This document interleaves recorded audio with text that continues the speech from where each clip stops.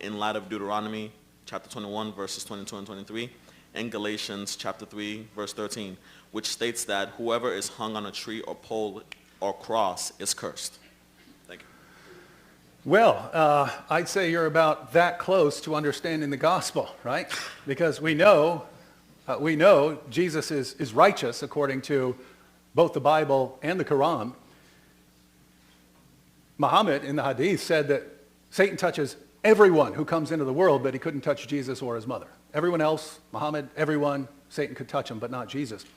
And so, you're right. How do we reconcile our belief that Jesus was righteous with the Old Testament claim that anyone who's hung on a tree is cursed? And it seems that we would have to say that Jesus was cursed in spite of being righteous. And that's exactly what the gospel says, right? The one who is without sin became sin for us. So, if we left those things out, and you would wonder, oh, was Jesus cursed? Well, Jesus was righteous, and yet he was cursed.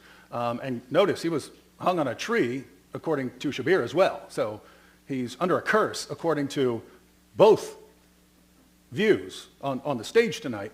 And so if Jesus was under a curse, well, what do we do there? In Christianity, he's under a curse for a reason, right? He's under a curse for a reason because he's becoming a curse for us, right?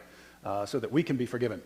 As far as other interpretations, I guess he's under a curse because he was hung on a tree, but I don't know. Shabir's about to answer, so he can explain what he would think about Jesus being hung on a tree. I agree that Jesus was righteous, and I don't agree that he was a curse. And the Deuteronomy passage actually refers to a person who was hung justly for his crimes. So he's under the curse of God, according to Deuteronomy. Paul misunderstood this, and though Jesus was unjustly hung, Paul said Jesus became a curse, but he's a curse for us. But that is problematic because, as Dr. William Lane Craig asserts, you cannot just simply say that Jesus got up and rose from the dead on his own. God had to raise him from the dead.